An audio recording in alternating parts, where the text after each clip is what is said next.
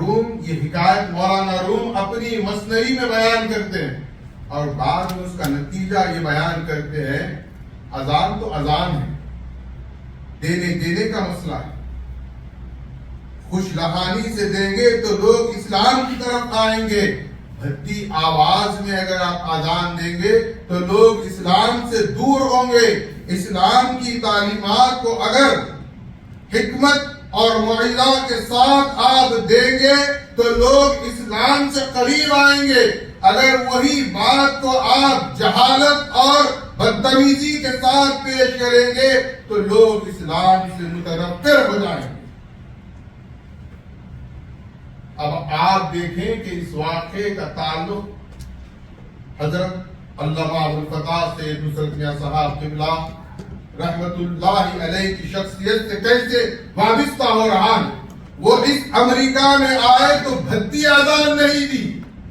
بلکہ قرآن کے حکم کے مطابق ادعو الی سبیل ربک بالموعظۃ الحکمہ وجادلہم باللتی ہی احسن کا پیکر بن کر انہوں نے دعوت دی۔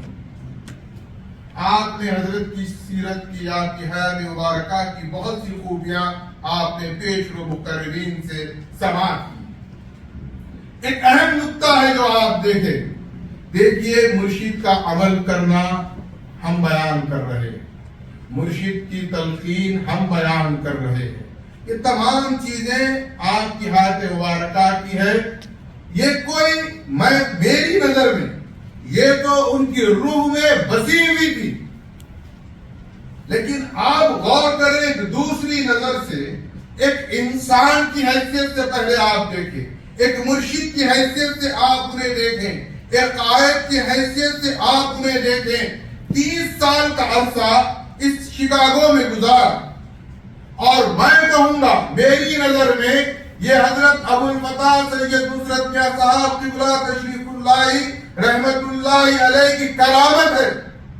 کہ آپ اپنی پوری حیات بغیر کنٹروورسی کے گزاریں۔ کوئی انسان اپنی حیات کو اس قدر محفوظ نہیں گزار سکتا۔ مخالف بھی ہوتے ہیں، موافق بھی ہوتے ہیں، محب بھی ہوتے ہیں، عدو بھی ہوتے ہیں، لیکن نصرت میاں صاحب قبلہ کی آپ پوری حیات میں دیکھ لیں، نہ کبھی حیدرآباد سے کسی نے آپ کی مخالفت کی، نہ کسی مسئلے کو آپ نے پیدا کیا، نہ کوئی قوم میں انتشاری کیفیت کو آپ نے پیدا کیا، بلکہ اس کے برعکس اگر ہم دیکھیں اس کرامت کا دوسرا رخ تو جب بھی اس امریکہ میں انتشار کے حالات پیدا ہوئے تو انہوں نے اس انتشار کو بھی اتحاد اور اتفاق میں بدل دیا۔ دیکھیے فساد پیدا کرنا کوئی بڑی بات نہیں ہے، جیسا کہ آپ کو بتاؤں کہ سرزمین دکن پر ابھی نظام کی حکومت تھی، دھول پیٹ کا فساد برپا ہو گیا اور اس وقت کی حکومت پریشان تھی کہ دھول پیٹ میں جو مسلم اور غیر مسلم کا فساد برپا ہو گیا ہے، اس فساد کو کس طرح روکا جائے، حکومت ناکام ہو گئی۔ تو جب حکومت نے قائد ملت نواب محمد بہادر خان بہادر اعظم سے گزارش کی کہ نواب صاحب اب آپ بتائیں کہ اس فساد کو کیسے روکیں۔ ایک مقرر کے لیے فساد کو پھیلانا بہت آسان ہوتا ہے، جذبات کو بھڑکانا بہت معمولی سی بات ہوتی ہے، لیکن قائد ملت نواب محمد بہادر خان بہادر اعظم نے اس دھول پیٹ کے فساد کا خاتمہ اپنے خطاب سے کیا۔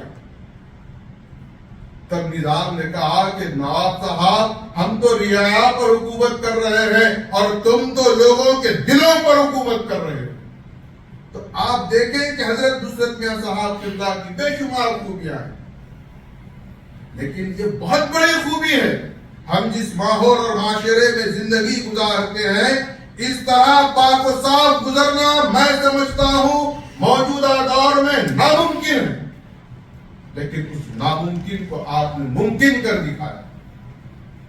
آج بھی اب بھی کوئی ایک بندہ جہاں جہاں کرۂ ارض پر مہدوی آباد ہے کوئی یہ نہیں کہتا، نہ کہہ سکتا ہے، نہ کہے گا کہ حضرت نے فلاں موقع پر یہ مسئلہ کیا، فلاں موقع پر حضرت نے یہ مسئلہ پیدا کیا، ایسا کچھ نہیں۔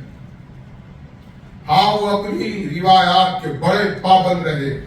انہوں نے عقیدے اور ایمان سے کبھی کمپرومائز نہیں کیا۔ اس کا ایک پہلو یہ بھی آ جاتا ہے، چلیے کمپرومائزنگ لائف گزاریں گے، خواجہ جی بھی حق ہے، بالا جی بھی حق ہے، نہیں، وہ اپنی بات پر، اپنے عقیدے پر، اپنے ایمان پر، اپنے بزرگوں کے روایات پر مکمل کاربند رہے۔ یہ بہت بڑی بات ہے، آپ غور کریں اس پر۔ یہ کوئی معمولی بات نہیں ہے، یہ کسی کے بس کی بات نہیں ہے، ہر جگہ مسائل پیدا ہو جاتے ہیں۔ اور میں آپ کو یہ بتاتا چلوں کہ جناب رحمت علی خان صاحب نے جب حضرت قبلہ کی موجودگی میں صرف مفتی